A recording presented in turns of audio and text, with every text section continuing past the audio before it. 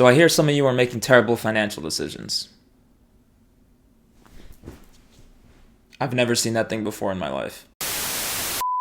Hi everyone, it's me, Mark again. Let me paint a picture for you real quick. It's lunchtime in the year 2037, and you got 30 minutes before you need to be back in the office. You decide to go down the block to Amazon Tortilla, which is now the only Mexican restaurant left in the world. You walk in the door, there's a short line, but soon enough, your assigned Bezo spot is filling up your slot bowl with a half portion of bio chicken, 4 grains of rice, and some freeze-dried lettuce. You would have loved some additional toppings, but salsa, corn, queso, all that stuff costs extra now, about 20 Bezos bucks a piece. Finally, you make it to the cashier bot, who looks at you with its cold dead eyes and says that'll be 4 payments of $24.99. Would you like to use Afterpay, Klarna, or Affirm? A tear swells in your eye as you extend your palm to be scanned. I guess we'll do Afterpay.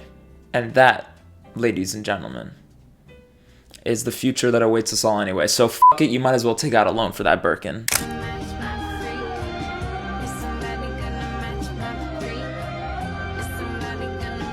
And honestly, you want to know what my real problem with this is? That looks to be a black Birkin 30, which retails for like 12 grand, resale probably 25, 30. And we have to assume that she bought it resale because I don't think Hermes is doing Afterpay yet. But a Birkin 30, I mean, that is like an entry to mid-level Birkin. Like, she took out a car loan for this, and I'm just thinking you might as well commit to the bit. If you're willing to take out a car loan for a purse, you might as well take out a mortgage and go get a Fabor for 200 grand instead. Now that is a real bag. And if you're wondering, hey Mark, since when do you care about Birkins? The answer is I don't. But I am what's known in the streets as a pocket watcher. If you are an influencer on TikTok, just know that I'm looking at your lifestyle and pricing your car, your clothes, every accessory on your body. I'm a forensic accountant, okay? I'm more familiar with your net worth than you are. And if you're thinking, whoa man, that's a little intense, then maybe you should have read my IG bio, because this is not a game to me. But I'll stop there, because while I enjoy analyzing financially irresponsible influencers' moronic spending habits, it has come to my attention that financial literacy is not reserved just for influencers.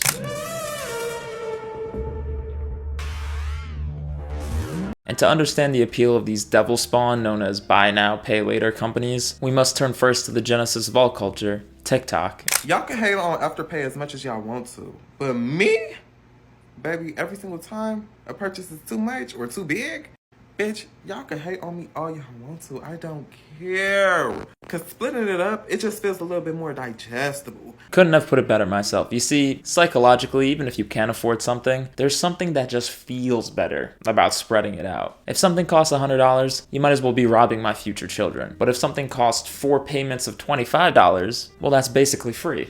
If it's $5, then I'm paying 4 payments of $125. They literally made Afterpay for us girls.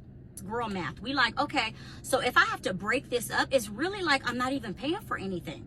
See, this lady's actually 100% right. When you take out loans on literally everything you buy, they're basically free. Or at very least cheaper, because girl math. They need to start doing Afterpay for cars. Houses, I'm gonna pick it every time. And that's a genius idea too. Actually, we do need Afterpay for cars and houses. Then housing would be free, housing crisis solved. Yeah, Afterpay for cars and houses, also known as a car loan and a mortgage, but I think she thought of it first. Needless to say, these companies are relying on a lot of us normies buying dumb shit that we don't need in order to stay in business. Like, Klarna actually has a great solution to fast fashion. It's called taking out a loan to buy vintage designer. These are pretty expensive, and so it doesn't hurt to split up these payments. I actually recently bought this on Klarna. This is a Prada leather jacket. Yep, it's either Shein or Finance Designer. I don't think there's any other options besides those two. Klarna themselves even commented on this TikTok. We are obsessed with a woman who, girl math aside, just took out a $900 loan for sneakers. So look, while the internet is full of content of rich people going broke, I figured we'd take a look at how brokies can get even broker. And before we get started, a few necessary disclaimers. First of all, if you've ever used Afterpay or gotten into credit card debt, this is not a dig at you. Like all the most evil things in the world, this is specifically designed to take advantage of people who don't have other options. And on the other hand, if you did use Afterpay to finance some designer, listen, we all make financial mistakes, okay? I mean, I got the DVD box set of the Fast and Furious collection to prove it. And also, despite the whole girl math trend, obviously men are using these services as well and are as financially irresponsible, if not more financially irresponsible than women. We just make different stupid decisions, okay? Like when it comes specifically to buy now, pay later, women are twice as likely to use one one of these services, and about 100 times more likely to post about it on TikTok. But on the other hand, men are more likely to, like, I don't know,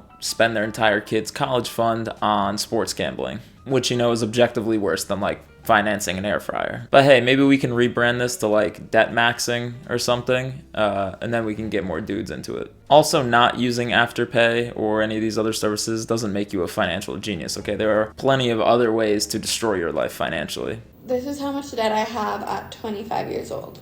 I owe the IRS $34,000. Yeah. Yeah.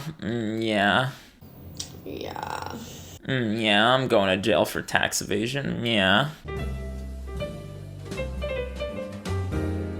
Okay, so Spark Notes edition. How did we get to taking out loans on a nice latte? What are you doing?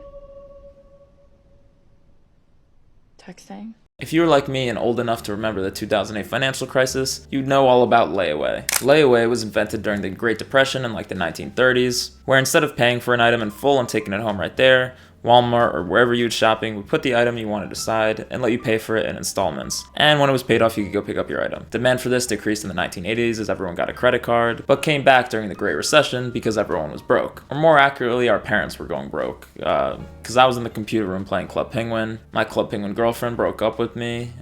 She had a membership and everything too. Her igloo was so sick. Low-key, she was too good for me. But in hindsight, there was definitely something profoundly dark about layaway. Like, all the ads were really centered on this, like, mother ecstatic over the fact that because of layaway, she'd be able to afford toys for Christmas, with the undertone being that if you don't lay away this Furby, then we're gonna sell out of them, and little Timmy's not gonna get a Furby, all his friends are gonna know his parents are poor, and Christmas is ruined. And the iText Discover map has this cool 3D iPhone app. They'd be so happy if I could get both. Well, you could put them on layaway and pay a little at a time. Done and done. He shoots, he scores! But yeah, also during this time, the thing is that Good Samaritans would like walk in a Walmart and just pay off all the layaway purchases. And the stories about this to me were always more heartbreaking than inspirational. Like, peep this. A woman in Stratford, Wisconsin got a call from a Walmart store last week telling her that the remaining $100 on her layaway, including toys and DVDs for her 5 children, had been paid. I cried, the article stated. Listen, I'm not saying that toys and DVDs are like a human right or anything, but this is not the sign of a well-functioning economy. Nobody should be going into debt for a copy of Alvin and the Chipmunks. I mean, if anything, Walmart should be paying me to watch that shit.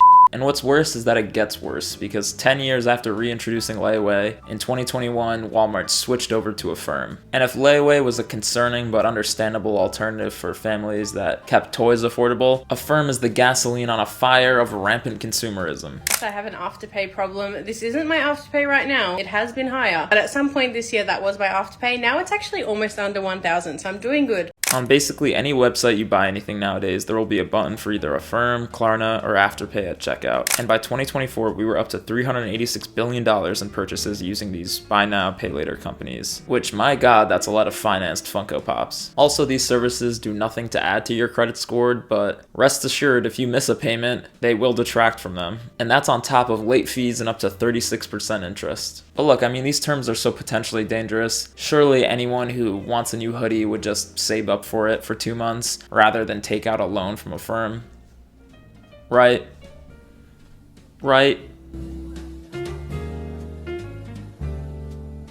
Girls love online shopping because if it's $200, Afterpay. Oh, it's $400? Affirm. $600? Klarna. The world is our oyster. Yes, the world is your oyster. The wide, wide world of crippling debt. Did this, now I'm 16k deep. Well, don't stop now. I think at 25k you get like a special keychain or something. Owe money in Afterpay that they now no longer allow me to use it till I pay off the debt. Okay, well, I don't think you really understand the concept of a loan then, because you have to pay it back. Otherwise, you're not going to get another one? Like, did you think you just unlocked an infinite money glitch and that everything was free now? Just paid off my Klarna debt and about to order some stuff. And you, ma'am, are among capitalism's strongest soldiers. Thank you for your service, keeping that hamster wheel warm for us. The CEOs of Visa, MasterCard, and American Express all salute you.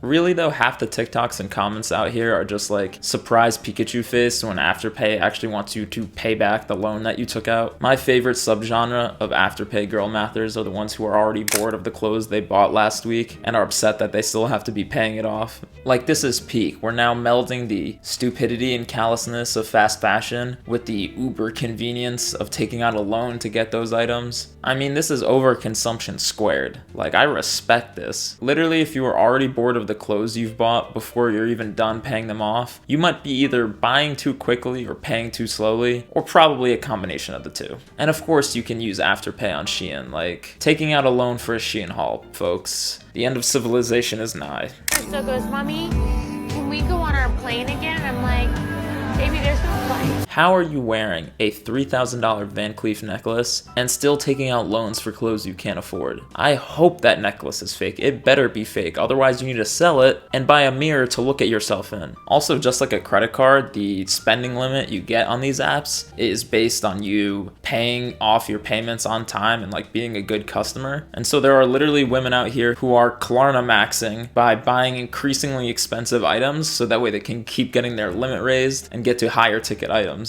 Me with my $200 limit hoping I'll someday see $300 or $400 so I can make a big girl purchase. They approved me for $600 a few months ago and I've been paying off my purchases early so I can get approved for more. No, you don't need to get approved for more. You need to get approved for an intervention because this shit is out of control. Forget about afterpaying the iced latte. Some of y'all are afterpaying DoorDash. We are financing dumplings out here. Listen to me. If you need to take out a loan in order to get dumplings hand delivered to you like you're the Queen of England by some poor schmuck making below minimum wage, then it's gone too far. Go to Trader Joe's, get the frozen dumplings for $4, throw them in the microwave like the rest of us, and then you won't need to DoorDash yourself in order to pay off your DoorDash orders. POV, you use Afterpay so much that you've unlocked the no down payment level, so you don't have to pay for 2 weeks. It's so much easier to break up payments than put it on a credit card or pay it all at once. Again, I love how a lot of these pro Afterpay TikToks are people just discovering what the concept of a loan is. Like, yes, of course it's easier to pay things off over time than in one go. That's why loans exist for things like cars, or a degree, or a house, because those things are expensive and necessities. You need those things. Uggs are not a necessity. If you cannot afford the Uggs outright, you shouldn't be buying them. Klarna, Afterpay, Zip, and Affirm. I have like 2 to 3 on each, but I have 4 new pairs of shoes this week. Love it. Love it?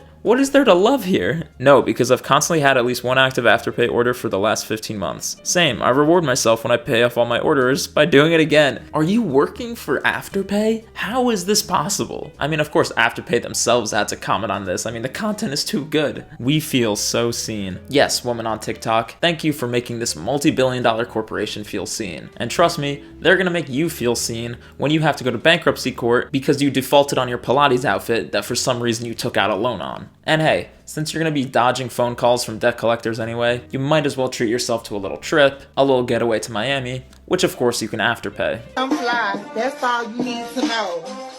Is you mad? And look, if you don't want to end up in collections, but you don't have the money to pay off your loan, you could always just put it on a credit card. You're afterpaying your Afterpay. Well, what's wrong with that? But instead of you paying off your Afterpay, Yeah. you then further put it on a credit card, meaning you're delaying the payment twice. This is debtception, okay? This is dividing by 0. You're taking out a loan on a loan. It's beating the system. And bonus points if you're putting your payments on your husband's credit card, because, you know, that guy. And he's like, Sarah, I keep seeing all these charges for Target runs. Afterpay. What is Afterpay, Sarah? Starbucks. All of this stuff, online stuff. You need to slow down. If this man only knew that I have a whole separate account that I put money into on the side so I can make more purchases. Nice work, ma'am. Maybe you can throw that marriage counseling on Klarna next. Okay, look. Whether it's taking out microloans for Starbucks behind your husband's back, or breaking up a Birkin into 12 monthly payments, this is incredibly predatory and has and will end in disaster for many. Straight up, if you cannot afford something outright, you cannot afford it. We are already the generation that's known as the one that's going to be paying for a subscription for everything, that's never going to own a home. Do we really want to be the generation that needs to break up our Chipotle into 4 payments too? Going into debt should be a last resort, not a first resort. For a lot of people, it's clear that the sense is, f it, I'll never be able to own a home anyway, so I might as well spend every dollar I make before I even make it. But you haven't thought it through, because that's the mentality these companies want you to have. They want you to stay broke, and they will make it as easy as possible for you to accomplish that goal. Taking out a one-click loan every time you buy something isn't girl math, it's just terrible math. It's becoming a slave to your own poor financial decisions, and by the way, those poor decisions are funding the billionaire lifestyles of the tech bros that own these companies who are dudes and who suck. You can't I'm just a girl your way out of defaulting on a loan for a fucking purse. So while your credit score is being destroyed, your wages are being garnished, your car's being repossessed, and you're just there like, I'm just a girl, pink bow emoji, nobody's gonna be laughing. Well, I mean, I might, but y'all already know who I am. So when it comes to buy now, pay later, just say no. And if you're gonna say yes anyway, at least commit to the bit. Skip the afterpay lattes and just head straight to the biggest purchase you can think of, something you'll never be able to dig yourself out of. I'm talking about debt that you can leave your children, something like a $1.4 million Birkin, something that's gonna teach them resiliency. Like little Timmy and Tammy need to understand that $1.4 million is really just 5,000 payments of $280 a week. And that is basically free. Girl math.